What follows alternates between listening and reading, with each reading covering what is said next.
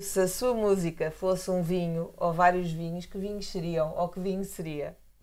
Eu faço música para que ele seja um Romanée Conti, um Petrus, um Barca Velha, esses vinhos, assim, um Vale Meão, para serem bem degustadas, entendeu? Eu tenho um compromisso muito com a beleza.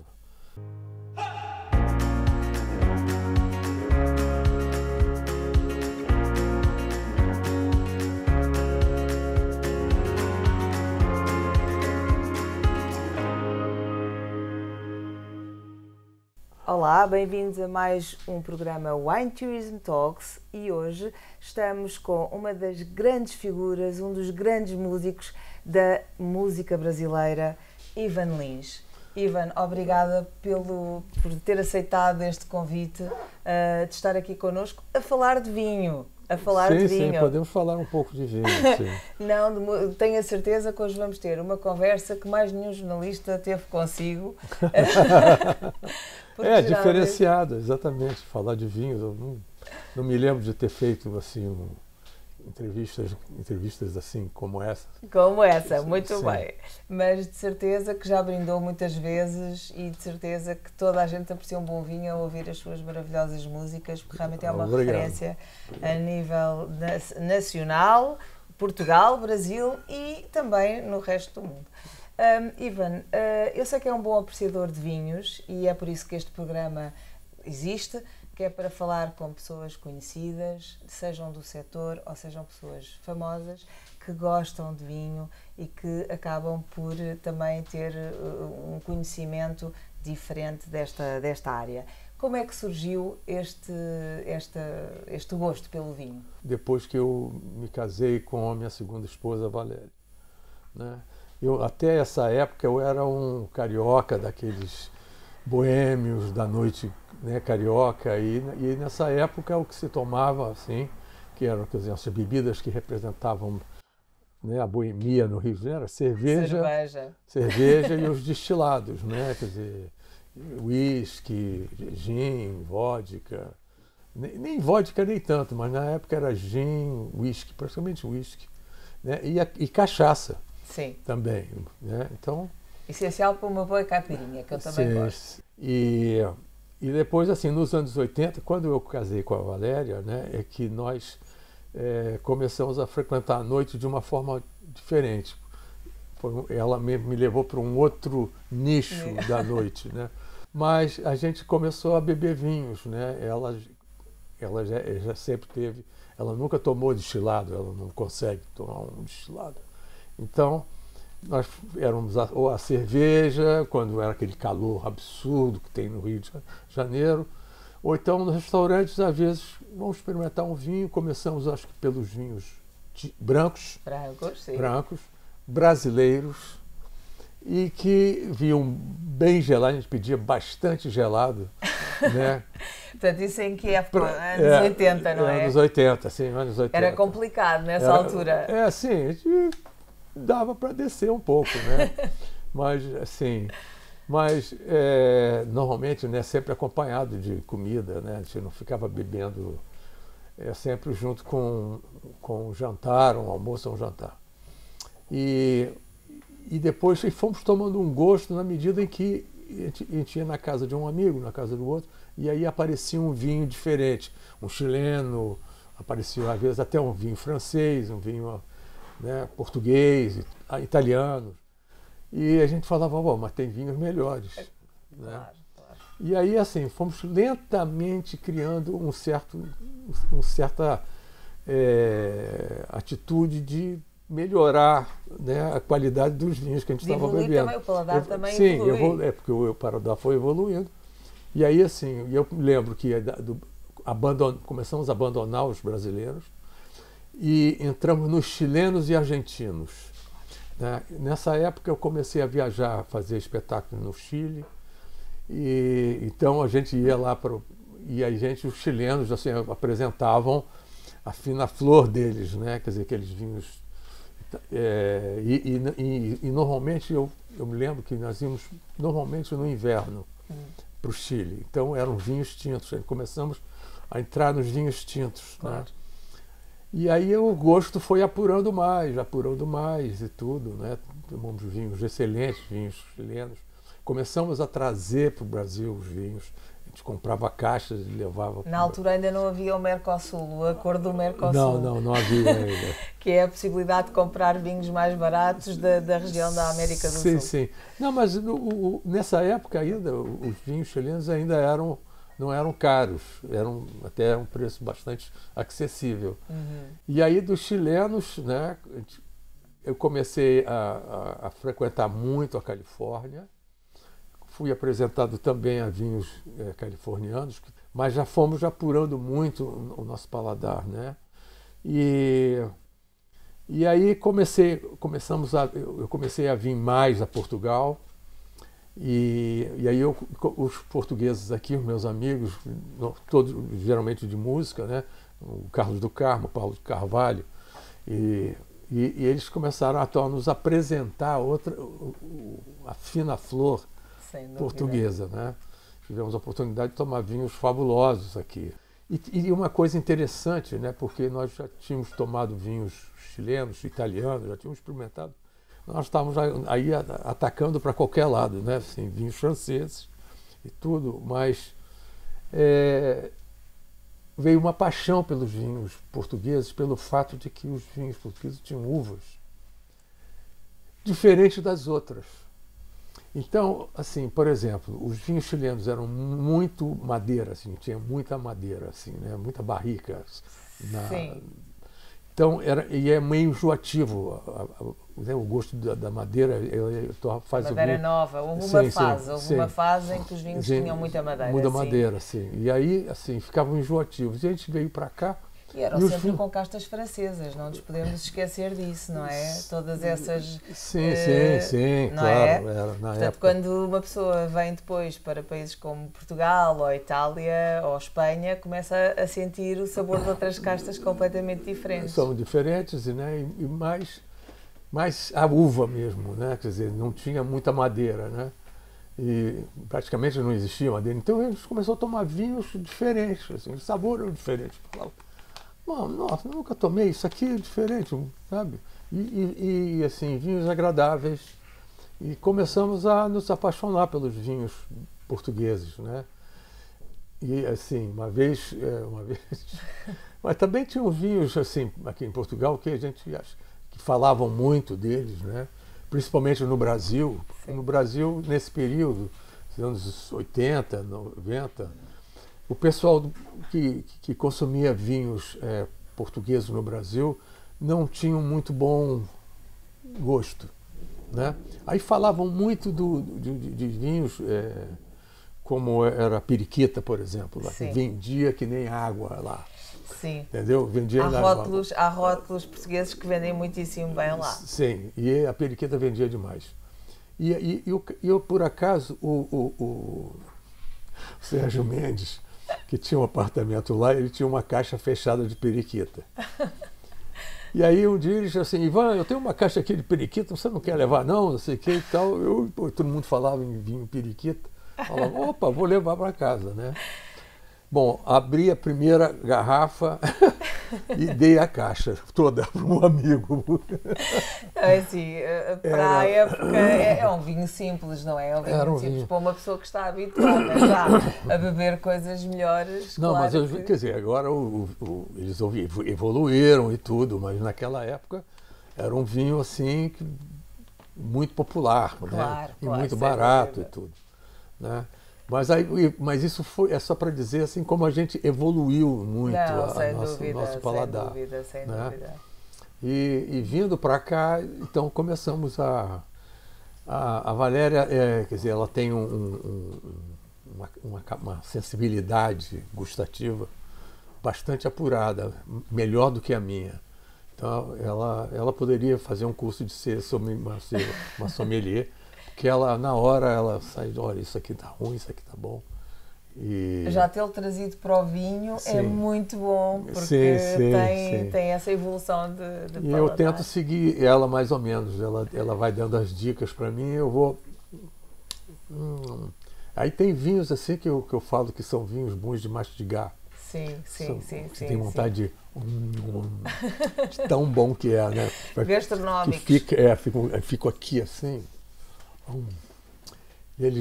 E o final, né? Quer dizer, e a gente começou a aprender certas coisas a respeito de bebidas, que não é só o vinho, né? Você vê o próprio uísque e outras bebidas, a qualidade delas a gente começou a aprender pelo final. A qualidade quando você toma a bebida e tem um final que termina bem. Sim. Né? E dura mais, não é? Tem maior complexidade. Nem tanto complexidade. Eu acho que ele termina delicadamente. Sim, sabe? Sim, porque tem vinhos que terminam dizendo, né, falando mal da gente, com raiva, de mau humor, sabe? Claro. Né? Você toma aquilo. Quando são muito fortes, todos os vinhos têm que ser equilibrados. Todos os vinhos bons têm que ser equilibrados, não é? Sim. Quando eu digo complexidade, pode ser um vinho com uma complexidade incrível e super elegante, não é? Portanto, tem que ser equilibrado. Tem que ser equilibrado. A palavra correta é essa, equilíbrio. É essa. Equilíbrio. Ivan, mas vocês começaram, disse-me há bocadinho, pelos brancos. É óbvio, até porque é um país com muito calor, portanto é impossível estar a obedecer beber assim tintos, não é? Mas, quer dizer, com essas viagens todas e com essa aprendizagem do próprio paladar, o que é que chega a preferir alguma coisa mais do que outra? Ou seja, prefere brancos, prefere tintos, prefere rosés? Qual é o estilo de vinho que prefere? Não, assim, brancos e tintos, a mesma coisa, né? A gente acha que o vinho ele tem o momento para ele, né? Sendo um bom vinho, tanto o branco como o tinto estão basicamente no mesmo nível. Então, talvez o tinto um pouco mais alto, né? O branco já é um vinho mais leve, é um vinho mais divertido, entre aspas, né? Hoje em dia também há vinhos mais potentes, mais estruturados também, sim, brancos, não é? A qualidade subiu. Mas assim, eu gosto de vinhos brancos. Para mim, eu gosto dos vinhos bem frutados. Mais frescos. Bem frescos. Sabe? Mais descomplicados. Mais descomplicados, na verdade. Assim, como bastante você sente pêssego, frutas, né? Brancas, limão, damasco, né? Aquele aroma também são ótimos para a comida, atenção. São ótimos para a comida, não é? Sim, acompanha-se bem com queijos, na verdade. Eu adoro tomar vinho branco com queijos, que o queijo, tem hora que o vinho vira água, né? Uma vez eu estava fazendo uma prova na Cartucha, nós fomos lá qualquer brasileiro tem que ir obrigatoriamente à Cartucha, porque é uma referência, não é? Sim, hoje no Brasil, Cartucha está lá em cima. Cartucha, José Maria da Fonseca também, Ramos Pinto também, não é? São vinhos muito consumidos lá. Com a história lá, exato. Sim, nós fomos numa prova de vinhos brancos, né? E na mesa tinham queijos cortadinhos, assim, de vários tipos de queijos portugueses. E eu comecei a perceber que, assim, eu começava a mastigava um queijo, tomava um vinho, depois ou tomava um vinho e mastigava. Não, comia primeiro e jogava o vinho por cima. E o vinho descia, parecia, eu não sentia o gosto do vinho, ele virava água. Sim, ele desaparecia, entendeu? Então ele descia assim com a facilidade assim incrível. Eu falei, cara, como é que pode? Né? Como é que uma coisa pode casar de tal maneira que um apaga o outro? Pois. Quer dizer, que se completam, né? Quer dizer, eu positivo com o negativo, né? Quer dizer, então... Por contraste, não é? Por contraste. E eles praticamente se anulam, né? Assim, eu fiquei assim encantado com aquilo, né? O Ivan gosta de cozinhar? Não. Não gosta? Só sei fazer omeletes e ovos. A minha especialidade. Não, mas tem sensibilidade pelo menos para fazer harmonizações. este fica bem com... sim. É muito bom ter o vinho acompanhando um alimento. E é bom saber como é que os vinhos reagem, né, com a comida que você está comendo. Mas nós falamos de brancos e tintos. Tem provado também alguns rosés ou não? Gozado, eu até hoje não gosta, não aprecia? Não consigo entrar. Eu olho um rosé, falo, isso é uma mistura. Sempre me passa essa impressão de que o cara tinha lá sobrando vinho branco e vinho tinto, misturou os dois e botou no mercado. Eu sei que não é isso. Eu sei que não é isso. Porque quando se faz espumante, é a mesma coisa. Os champanhes, né, são coisas que são feitos, né? Os rosés, a gente sabe que não tira toda a cor do vinho, entendeu? A parte do vinho fica, da cor do vinho fica, né? Então, são preferências, não é? São mas eu olho e falo... Não é bem isto. Não é bem isso. E vinhos generosos, ou seja, vinhos do Porto, da Madeira, moscatéis, Sim, o que é que eu gosto mais dos moscatéis. Moscatéis. Eu sou, assim, alucinado por vinhos moscatéis. Tenho que falar com o José Maria da Fonseca, que é para ver se manda um moscatel velho, daqueles mesmo. Assim, tem uns de Setúbal maravilhosos. Eu tenho muitos vinhos moscatéis lá em casa. Normalmente eu ganho muito de presente. Sim, as pessoas, claro, quando quer dar um presente bom, eu mando um moscatel para ele. Então eu tenho os moscatéis fantásticos, né, lá em casa. Ivana, quais são as castas, agora ainda continuando em Portugal, quais são as castas portuguesas que gosta mais? Olha, gosto muito do Arinto, gosto muito do Alentejo, Antão Vaz. Antão Vaz, que é uma casta muito frutada. Antão Vaz na terra e Deus no céu. Para os brancos, né? Quando assim, o branco, assim, eu gosto muito de saber onde é que está olho atrás, assim, esse tem Antão Vaz, tá bom, então vamos nele. Muito bem, muito bem, que é uma casta muito alentejana da região, não é? Arinto, por exemplo, já é uma casta que viaja mais e que está presente em várias partes do país. Exatamente. Isso nos brancos. E nos tintos? E nos tintos, bom, eu adoro o Touriga Nacional. Assim, aragonês também gosto muito. Aqui, por exemplo, tem um vinho que eu gosto muito. Posso falar o nome? Sim, claro, à vontade. É o Incógnito. Sim. Né, que ele é feito com aquela tinta, meu Deus do céu... Miúda? Syrah com... Tinta miúda. Com tinta miúda, eu acho.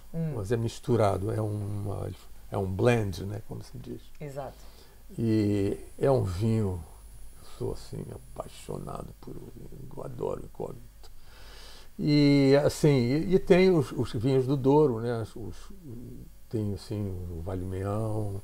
Mas isso tudo assim, quer dizer, a Valéria ela lê muito mais sobre vinho do que eu.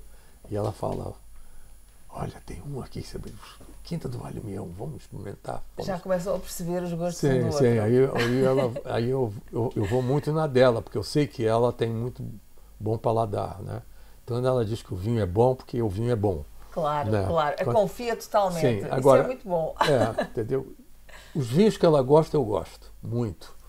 E agora tem vinhos mais vinhos que eu gosto também, que ela não gosta. Que são vinhos mais assim, suaves.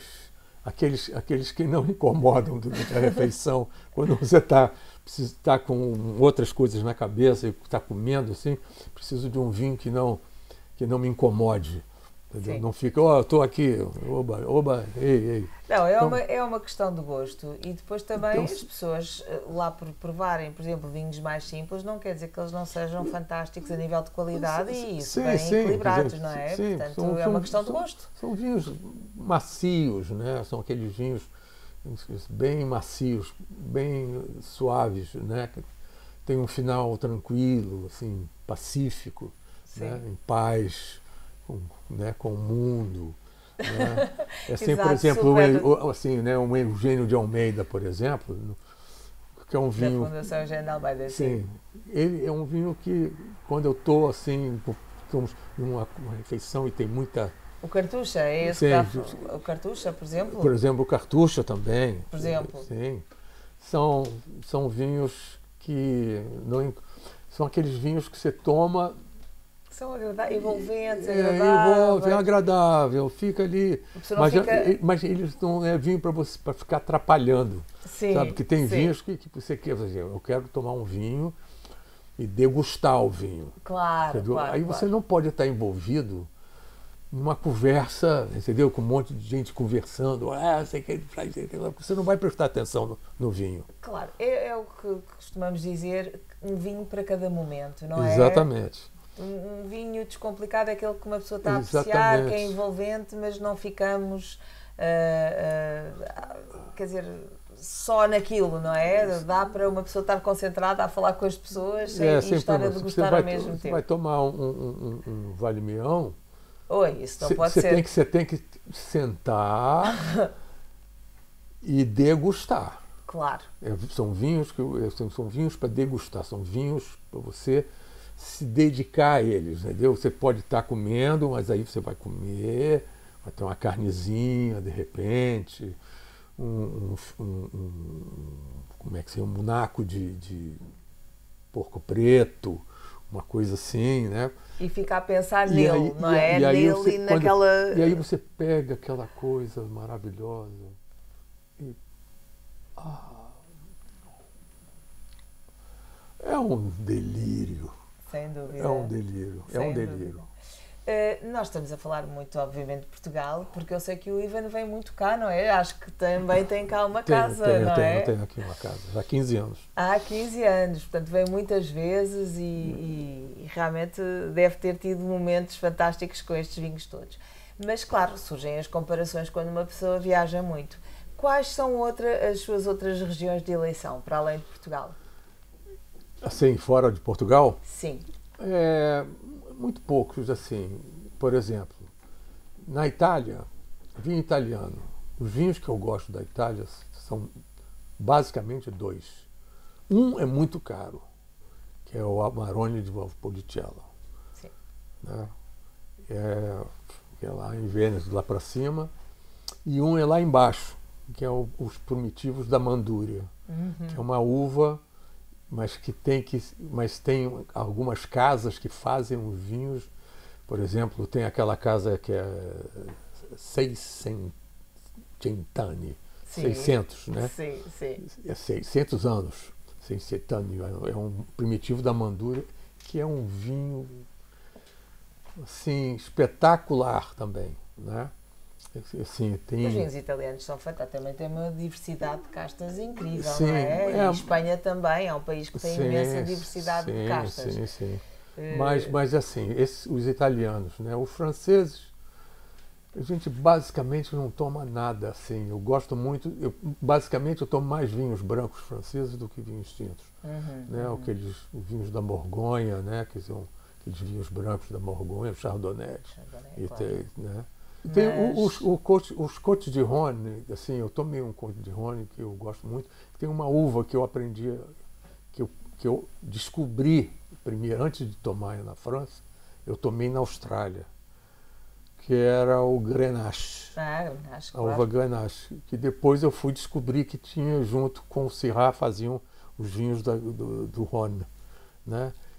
E aí são vinhos assim, no meu gosto. Que também gosta, claro. Gosto muito, claro, dos vinhos do Rhône, né?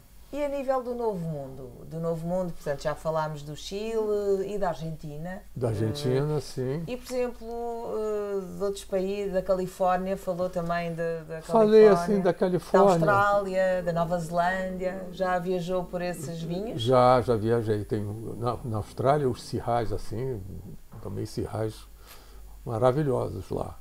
E brancos, assim, o Sauvignon Blanc deles aliás, tem um Sauvignon Blanc aqui, que é o Três Bagos, que eu gosto muito. Da Lavradores de Feitoria. Lavradores de Feitoria, exatamente. Sim, senhora. No Douro. Um excelente vinho do Douro. E eles fazem esse geladinho,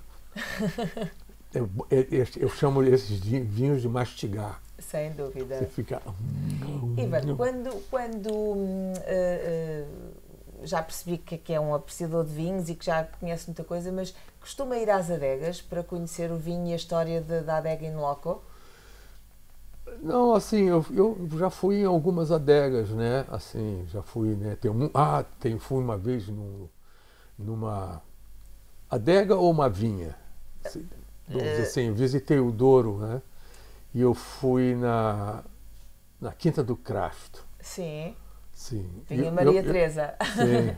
E eu que tenho lá... Que é mesmo na Quinta. Às vezes as vinhas são longe, por isso é que eu fiquei na dúvida quando falou a vinha ou a adega, porque às vezes existem as adegas e depois as vinhas podem estar longe. Mas no caso do Crasto, a vinha Maria Teresa, que é super emblemática, está lá na encosta. Né? E as vinhas velhas também, né? É muito tem o vinhas velhas dele, que também é uma coisa... E eu cheguei lá, eu me lembro assim essa história, porque eu cheguei lá e fui na varanda, naquela varandinha que eles têm, aí tem umas cadeiras, assim, um banquinho. Sim. E a vista é um deslumbre. É uma das vistas mais bonitas do Douro, sem eu dúvida. me lembro que eu estava com mais um casal de amigos e tudo. Eu sentei naquela agora, eu virei para eles e falei assim, podem ir embora, que daqui eu não saio mais. Eu fico aqui a tomar um vinho. Vou ficar aqui, eu durmo aqui no banquinho mesmo. Eu boto um travesseiro aqui, um cobertor e pronto, não saio mais daqui. Não, fantástico. E no Alentejo, já falou da Cartucha, que é super emblemático para os brasileiros. Eu estive também qual foi a outra que a gente foi? Esporão. Esporão, claro. Esporão foi a primeira adega a fazer enoturismo no Alentejo. Sim, sim. E provavelmente no país. E lá a gente conheceu, teve um vinho ali da região mesmo, que é o Monsarat. Sim, que é Monsaraz, porque está lá, Reguengos de Monsaraz, sim. Sim, e aliás, a vila de Monsaraz é linda. De perder a cabeça, né? Aquilo, assim, dá vontade de ter uma casinha ali em cima, assim, branquinha. Nossa, é um lugar encantador, assim, encantador. E a Espanha, logo ali, né? Acho que você dá até para ver a Espanha. Ivan, há algum episódio que se lembre, caricato, com vinho na sua vida? Alguém lhe fez alguma surpresa algum dia? Ou lhe ofereceram um vinho especial? Sim, eu ganhei uma caixa, o Carlos do Carmo me deu uma caixa. Na verdade, me deu uma caixa com 12 garrafas de Quinta do Carmo. Não, era Quinta do Carmo? Sim, deve ser. De 1954. Que engraçado. De 1954. Antiga, né? Levei para o Brasil. Botei lá no lugarzinho escuro. Lá. Tudo como deve ser. E esqueci daquilo. Aí um dia, o Carlos do Carmo tinha um programa na RTP, ele fazia internacional, ele fazia um programa que ia para todos os países lusófonos, passava, né? Eles gravavam, e ele fazia em diferentes países. Ele fez na África, fez em vários lugares, aí resolveu fazer no Brasil e resolveu fazer na minha casa na Serra. Espetacular.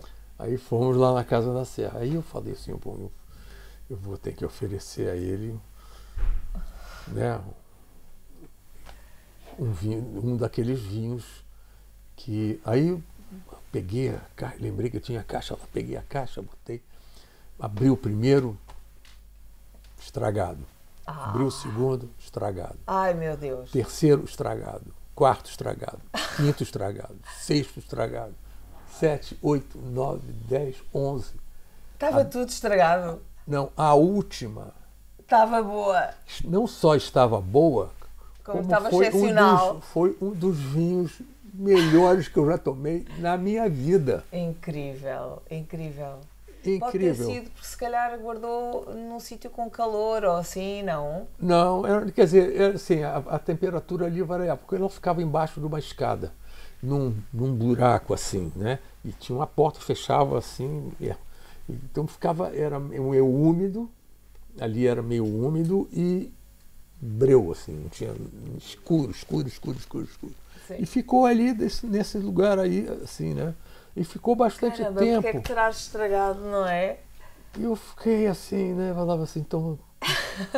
Ivan, diga-me uma coisa, é daqueles consumidores que é exigente, por exemplo, com a temperatura do vinho, ou com o copo certo, ou bebe num copo qualquer e não se importa com a temperatura? Não tomo em um copo qualquer. Claro. Eu gosto de tomar numa Já taça. tem essa? Tenho numa taça.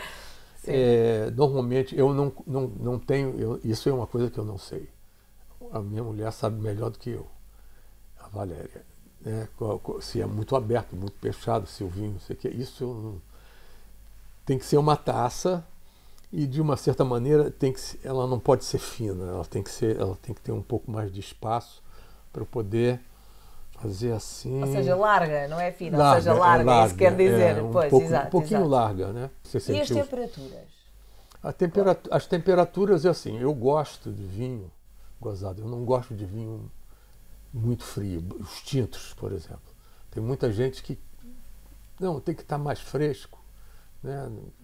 Frisco, não sei o que não. Para mim, o vinho tem que estar na temperatura ambiente.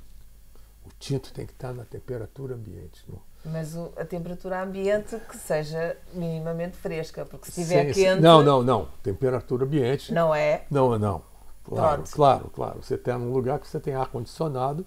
Claro. No restaurante, normalmente, os restaurantes têm ar-condicionado. Claro, obviamente. Então, mas a gente deu uma geladinha só para dar um... Isso aqui, eu falei, eu vou deixar... Põe, mas eu vou demorar um pouco para esperar para libertar os aromas. Sim.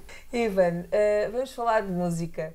Se o seu vinho, se a sua música fosse um vinho ou vários vinhos, que vinhos seriam? Ou que vinho seria? Eu faço música para que ele seja um Romanée Conti, um Petrus, um Barca Velha, né? Esses vinhos, assim, um Vale Meão. Exato. Eu faço música para serem bem degustadas, entendeu? Eu tenho um compromisso muito com a beleza. Eu acho que música é encantamento, como o vinho também é encantamento. Você não pode beber um vinho e não sentir o encanto que aquilo tem. É um encantamento da própria natureza. Faz um milagre assim, né? Orgânico ali dentro. Então a música, bem, ela segue mais ou menos, aliás, comparar vinho com música é sempre assim. E tem a eternidade das músicas, né? Porque um vinho eterno e uma música eterna tem muito em comum, né? Sem dúvida. Eu acho Portugal, vinho aqui em Portugal, eu acho uma maravilha, entendeu? Eu venho para cá, eu não preciso, vou tomar, mas tem um vinho francês, não me fala de vinhos de fora.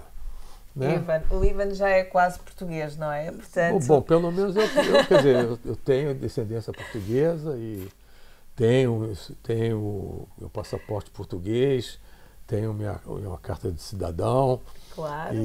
E agora já tem, aliás, agora não, desde há 15 anos tem casa cá, portanto já é dos nossos. Já sim, minha segunda pátria. Torço para Portugal como eu torço para o Brasil, só contra o Brasil que eu vou torcer pelo Brasil, mas fora isso eu torço sempre por Portugal, né? Eu gosto de futebol. Claro. O Carlos do Carmo, quando eu vim aqui em 81, ele me aplicou o Belenenses, entendeu? Claro, que é de Lisboa, que não é? É Lisboa, tinha que ser. Então ele me aplicou o Belenenses, mas o Belenenses eu gosto, eu torço pelo Belenenses, mas é difícil torcer pelo Belenenses, porque o Belenenses aconteceu alguma coisa lá que o desandou. Não é dos clubes mais falados, não é? Sim. Já sabe que é o Sporting, é o Benfica, é o Porto, são as três principais. São as três principais. Mas eu como Alfacinha e Lisboeta, não é? Lisboeta, Alfacinha a gente chama. Sim, Alfacinha, sim. Eu também torço pelo Belenenses, também. Ivan, muito obrigada mais uma vez por esta maravilhosa entrevista. Obrigado. É um gosto saber que tem este gosto também pelos vinhos portugueses e tê-lo cá é muito bom também. Obrigada. Obrigada. De nada, foi um prazer imenso. Muito obrigada. Obrigada.